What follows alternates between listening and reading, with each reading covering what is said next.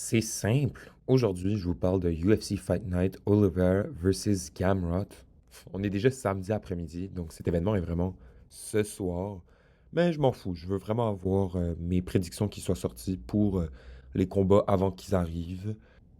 Je vais pas parler de tous les combats de la soirée parce qu'il y en a quand même une bonne quantité. Mais c'est pas tous les combattants que je connais sur cette carte, même loin de là. Fait que j'en connais une petite poignée. Je vais passer par-dessus leurs combats, puis le reste. Ben, je m'en fous. Sinon, avant de commencer, on peut parler de Walter Walker versus Mo Usman, Mo the Motor Usman, qui a pull out de son combat contre Walter Walker. Très dommage parce que j'avais dans mes notes que Walter Walker, il trickshot littéralement les unskilled heavyweights. Donc ça aurait été un autre easy win pour Walter Walker, même que ça aurait peut-être été un quatrième heel hook d'affilée. Vitor Petrino versus Thomas Peterson. Il a fallu que je regarde c'est qui déjà Thomas Peterson parce que ce gars, c'est un NPC Apex Heavyweight. Genre, ce gars-là, il sert à avoir des places dans les prelims de Apex Card ou de Fight Night qui sont pas tant stacked que ça. Et là, cette fois-ci, il a une chance de sortir du Apex en se battant contre un pas NPC, Vitor Petrino. Le problème, c'est que Vitor Petrino, il a Lighterman Skill. Il était dans Light Heavyweight, il a bougé à Heavyweight, et c'est son troisième combat à Heavyweight, si je me trompe pas. Et donc, il a encore un peu de Lighterman Skill. Et contre Thomas Peterson, qui est un complete NPC, ben écoute, moi je pense que ça va être un Vitor Petrino finish. C'est quand même facile de prédire ce truc-là. Je vais aller pour dire Vitor Petrino par KO. Là, c'est tellement un blob Thomas Peterson qu'il pourrait se faire soumettre, mais je sais pas, honnêtement, si j'avais à donner un method of victory, je feel les vibes pour le KO. Prochain combat dont je veux parler, c'est Jonathan Dennis versus Mario Pinto.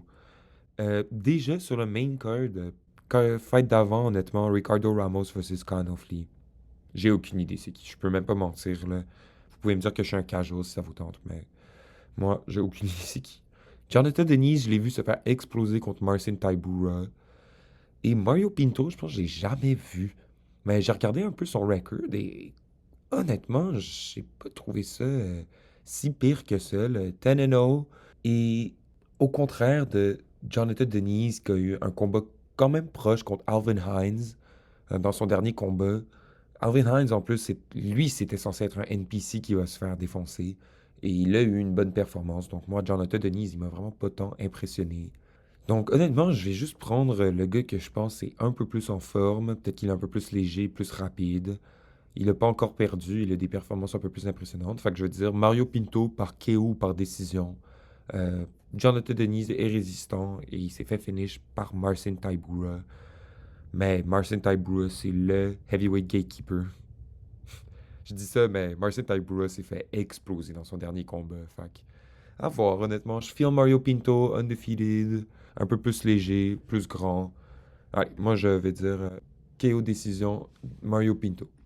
Pour le prochain combat, déjà le featured fight, mais quand même tout un combat, là. Je suis super excité de voir ça ce soir, là. C'est un bon combat, là. Ça monte vraiment le niveau de la card. Puis selon moi, les gens qui disent que c'est une card de merde, ben, une card de merde n'aurait pas un feature fight aussi bon. Joel Alvarez, j'aurais été censé le voir contre Benoît Saint-Denis à Montréal. J'étais traumatisé là, de voir ce booking qui s'est passé.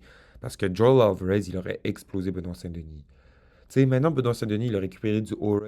Moi, sure, je pensais aussi qu'il allait perdre contre Mauricio Ruffi, mais Ruffi versus Alvarez, c'est pas le même niveau selon moi, là. Même si Ruffi l'avait jamais perdu dans la UFC, Alvarez, sa perte, c'est genre Arman Sarukian, là.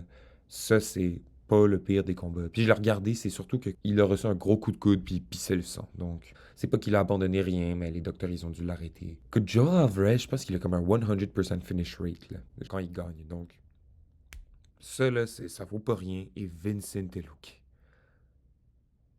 You're cooked, buddy, là. Bye bye, là. Vincent Luque, si j'ai pas pris contre lui, contre Temba Gorimbo, puis il l'a défoncé en une minute. Là, je suis comme, ok, bon, ben, il m'impressionne.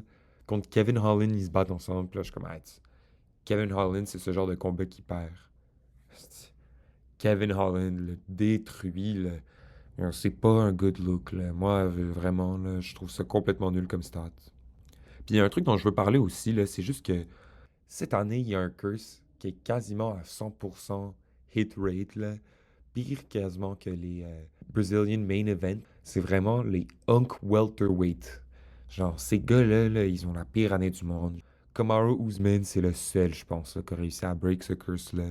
Tous les autres Hunks se font défoncer. Puis Vincent Luque, moi, je pense que c'est un exemple clair de un Hunk Welterweight.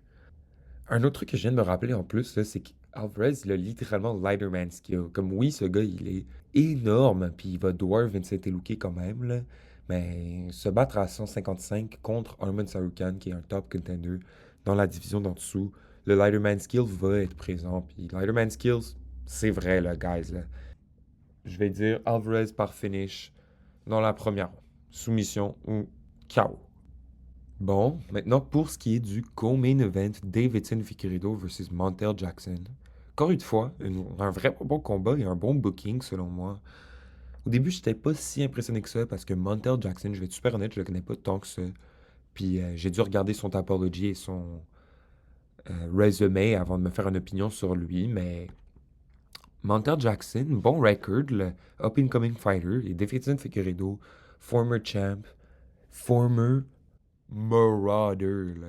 Former meurtrier quand il était dans la division d'en dessous, là, en tant que champion de flyweight, Figueiredo contre Benavidez. Benavidez, il s'est réveillé et il a crié de peur, là, parce que le dernier truc qu'il s'est rappelé avant de se faire soumettre, c'est se faire land des énormes coups de coude et se faire choke out et comme littéralement se faire plier en deux par en arrière. En tout cas, si jamais vous voulez voir quelque chose de brutal, allez regarder Figueiredo contre Benavidez 2. Mais pour revenir au combat, là, je vais dire Davidson Figueiredo, c'est un underdog là, pour ce combat-là. Il n'y a pas les odds, mais je me rappelle d'avoir vu ça. Et tu sais, ça veut dire que comme ok, bon ben, les gens s'attendent pas à ce qu'il gagne, mais moi je pense que tu peux jamais tant count out un crafty vet, là, comme un vieux qui a des petits trucs dans sa manche, là. Mais moi, là, après avoir checké le Tapology, après avoir regardé les 5 derniers combats de Figueiredo, moi, mon opinion sur ce combat, c'est que Montel Jackson va gagner. Oui, il est favorite. Oui, il est juste numéro 15 dans la division, si je me trompe pas. Est-ce que c'est un peu undeserved de se battre contre Figueiredo, qui est quand même pas mal plus haut? Ah, attends, fuck. Ah, il est numéro 6. Holy, là. Arrête. Je vais laisser ce truc-là dans le edit. Mais Yal, c'est un esti de step-up là, en compétition. Mais écoutez, je vais devoir juste penser contre Corey Sandhagen. Il a complètement shit the bed. Comme c'est une chose de perdre 50-45, unanimous decision contre Piotr Jan, mais perdre contre Corey Sandhagen, où est-ce que tu pulls guard tout le long et tu vas pour des knee bars et tu finis par pop ton propre knee. Non mais t'es débile. Je sais qu'il faut pas pick un gars juste parce qu'il est mauvais. Il faut aussi pick en fonction de est-ce que l'autre gars est bon. Et j'ai moins la référence de Montel Jackson. Mais juste regarder les statistiques. 5 inches de plus dans la taille, 7 inches de plus dans la portée et 3 inches de plus dans les jambes. Oui, Figueredo, il est bon, mais je pense que il est vieux et que si je dois choisir quelque chose, je dirais que oui, j'aimerais ça voir Figueredo gagner et que vu que c'est le underdog, ben ça a plus de récompenses de le choisir parce que c'est moins évident qu'il va gagner. Mais je vais quand même choisir Montel Jackson. Je vais dire par décision, possiblement, parce que ben, Figueredo, il a quand même un bon chin. Maintenant, pour le main event de la soirée, Charles to Bronx, Charles to Bronx, Charlie! Ah là là, versus Mateus Polish Power, Gamrot. Un quand même bon combat, là, sérieux, là. Je sentais pas tant la pression avant aujourd'hui, mais là, je la sens, là. Mon combattant favori de loin, là, Charles Oliveira. Le gars qui a eu le meilleur prime de tous les temps. Le meurtrier, le marauder, le berserker, Charles Oliveira. Ce gars-là, là, il est exceptionnel. Et moi, je pense que il gagne ce soir. Fuck out of here, Big Mateus Gamrot. Là. Est-ce que Gamrot peut gagner? Oui. Est-ce qu'il pourrait KO Charles Oliveira? Oui. Est-ce qu'il a des grandes chances de le faire? Non. Moi, je suis quand même stressé parce que Charles Oliveira, ça fait pas tant longtemps qu'il s'est fait slime out KO par Ilir Topuria. Et Mateusz Gamrot, ben, il come off un robbery loss, là. Il a gagné contre Dan Hooker. C'était proche, là. Ça m'étonne pas qu'ils l'ont donné à Hooker parce qu'il clip farmait, mais quand même, là. Écoutez, moi, j'ai vraiment beaucoup de pensées différentes sur ce combat-là, mais si j'avais vraiment à résumer ma pensée, ce serait juste de dire que Charles Oliveira, il est bon, c'est un finisher et que c'est 5 rondes contre Mateusz Gamrot, qui est pas known pour son power. Oui, il est fort. Tous les gars sont forts. Puis le knockdown de Dan Hooker dans son dernier combat, mais Mateusz Gamrot rentre en short notice. Et c'est pas Rafael Fiziev, you know. Honnêtement, je penserais que dans un rematch contre Gamrot, ce serait proche, mais je pense que Gamrot, il pourrait gagner legit. Pas avec un fluke de Raphaël Fiziev qui se blesse encore une fois. Mais c'est juste que Fiziev, il a le plus gros KO threat. Mateusz Gamrot, c'est pas tant son truc. C'est un control grappler. Et Charles Oliveira, des fois, le gars, il a pas les meilleures performances. I hate to say, là, mon GOAT, il est plus dans son prime. Donc, ce qui avant était, tu finis pas Charles Oliveira, t'es complètement fucked. Mais maintenant, c'est encore le cas, mais il y a manière de plus le neutraliser. Seulement qu'au moins, Charles Oliveira a encore la mentalité de quelqu'un qui va go for broke. La seule fois qu'il s'est pas fait finish et qu'il a perdu, c'était contre Arman Tsarukyan. Et il a quand même été jusqu'à la fin pour faire des soumissions. Écoute, il l'a pas eu, là, puis ça me brise un peu le cœur, là, que au final, ça aurait été un split decision qu'il aurait pu gagner. Mais en rétrospective, je suis d'accord de dire qu'il a perdu ce combat-là. Donc, ma prédiction finale pour Charles Oliveira versus Mateusz Gamrot, c'est de prendre Charles Oliveira par finish. Moi, je pense que Mateusz Gamrot, ça va être long pour lui ce soir.